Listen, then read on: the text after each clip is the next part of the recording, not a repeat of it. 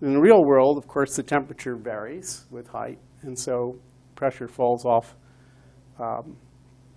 at a different rate than is given by the exponential, but it's still pretty close to an exponential rate. So most of the time, we can consider the atmosphere to be in this state of hydrostatic equilibrium.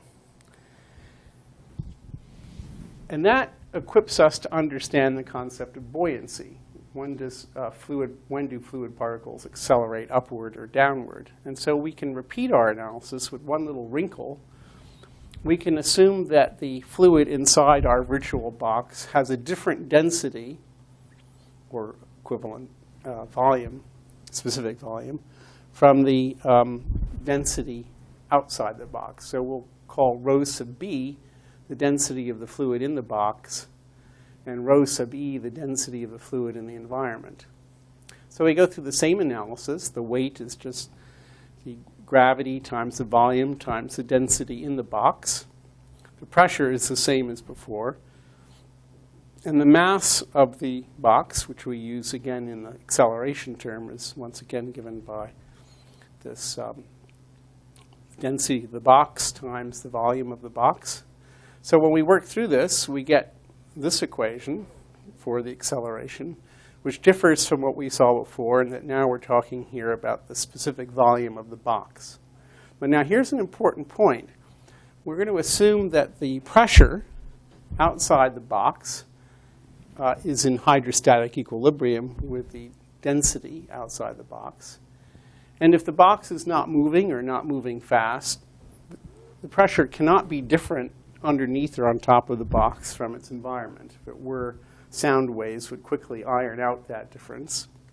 So we can assume the environment's in hydrostatic equilibrium, which is given by this equation we derived before. And if we substitute that into here, we get an equation for the acceleration of the box in the vertical, which just says that it's equal to the acceleration of gravity times the difference between the specific volume of fluid in the box and that in the environment divided by that of the environment. We call that the buoyancy. This, in fact, was arguably the first equation ever developed to describe a natural system, because it was developed by Archimedes well more than 2,000 years ago. This is a variant of Archimedes' law. So what does it say? It says if the fluid in the box is lighter than that of its environment, it will accelerate upward. How can it be lighter? Well, it can have a higher temperature, for example, which will make its specific volume larger. Or it could be a different gas. It could have a different effective gas constant, such as helium, which is lighter than air. And if that's the case, there'll be a net upward acceleration on the box. Now, that positions us to ask another fundamental question, the third fundamental concept that I promised I would introduce in this lecture, which is the notion of stability. Okay? It's actually a very simple idea. If you have a frictionless marble on a hill, you know that the stable equilibrium for that marble is at the bottom of the hill or in the valley. I'll probably, by the way, introduce some slides with this concept in it. According to the equation of motion, if you perfectly balance that marble on the top of a hill, it will stay there. But we all know that in reality, it probably wouldn't stay there, because the slightest jiggle and it will set it off rolling to one side or the other.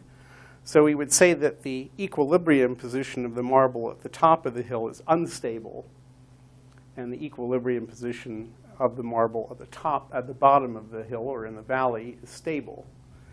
If the marble were resting on a perfectly flat plane, we would say that it has neutral stability. And the characteristic of neutral stability is if you push the system, it wants to return to where it was before. And such a system is susceptible to oscillations. Like a pendulum, hanging straight down is stable, but if you push it, it will begin to oscillate. It won't accelerate away from its equilibrium position. But if you make the pendulum point straight up and balance it, and then push it a little bit to one side or the other, it will accelerate away from that equilibrium position.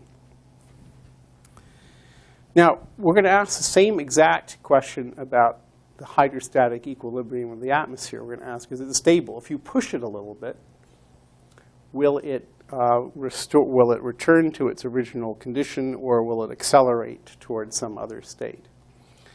And basically, this concept of buoyancy allows us to answer that question. So the notion that we're going to do here I'll introduce another slide, by the way, is to ask, well, if I take some sample of fluid that initially has the same density of the environment, that is, we choose some arbitrary sample inside the fluid and we displace it upward or downward, will it accelerate in the same direction that it was pushed, in which case we would say it's unstable, or will it accelerate back toward whence it came, in which case we'd say it's stable, or neither, in which case we would say it's neutral.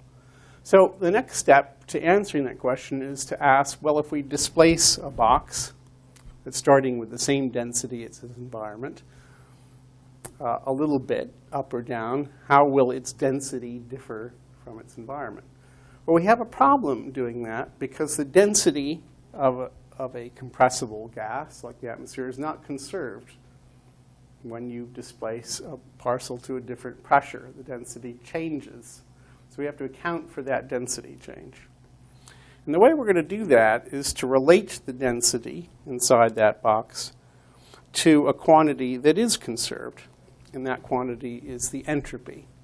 So we're going to talk a little bit about the specific entropy of a gas. So we've already said that its specific volume is 1 over its density, and we're going to introduce the symbol little s for the entropy of the fluid per unit mass. Now, the entropy is a state variable if it's a homogeneous gas, and so we can express any other state variable, like the specific volume, as a function of any other two state variables, and we'll choose to represent the specific volume as a function of pressure and entropy. So if we're talking about small changes of specific volume, we can use the chain rule. And that tells us that a change in the specific volume holding the pressure constant is just the partial derivative of the specific volume with respect to entropy, holding pressure constant times the change in the entropy. Now, according to one of Maxwell's relations, and here again I'll have to engage some further development, okay, because they won't know that. Well, depends on physics, but yeah. Yeah, and it depends on what came earlier in the course, so I'll have to find out about that. But according to one of Maxwell's relations, the partial derivative of alpha with respect to S at constant pressure is equal to the partial derivative of temperature with respect to pressure holding entropy constant. And that's a more convenient way to express that. This change in alpha at constant pressure is exactly what we want to know. Because when we compare, going back, the density of fluid in the box to the density of the environment, we're explicitly comparing those two densities at constant pressure. So we're actually looking for the change in specific volume at constant pressure. And this says that there's a definite relationship between that difference and the difference in entropy. So we can write the buoyancy of a displaced sample of fluid as the acceleration of gravity, again, times the difference between the specific volume of that sample and that of its environment divided by specific volume. And using this relation from Maxwell's relations here, we can express that as G over alpha times the rate of change of temperature with pressure at constant entropy times the difference between the entropy of the box and that of its environment. Finally, using the hydrostatic equation itself, we can write this change of temperature with respect to pressure at constant entropy to a good approximation as the rate of change of temperature with altitude at constant entropy. And minus dt dz at constant entropy is given a special symbol in meteorology, gamma, and it's called the adiabatic lapse rate. It's the rate of change of temperature following the vertical displacement of a fluid particle if that displacement is adiabatic. That is, if it conserves its entropy. Well, if you don't add or take away any heat from the sample, and if your displacement of the sample is slow enough that you can consider it to be thermodynamically reversible, its entropy is conserved. And this equation simply says we can assess the buoyancy as a function of the difference between that sample's entropy and that of the environment. If the sample's entropy is larger than its environment, it will accelerate upward.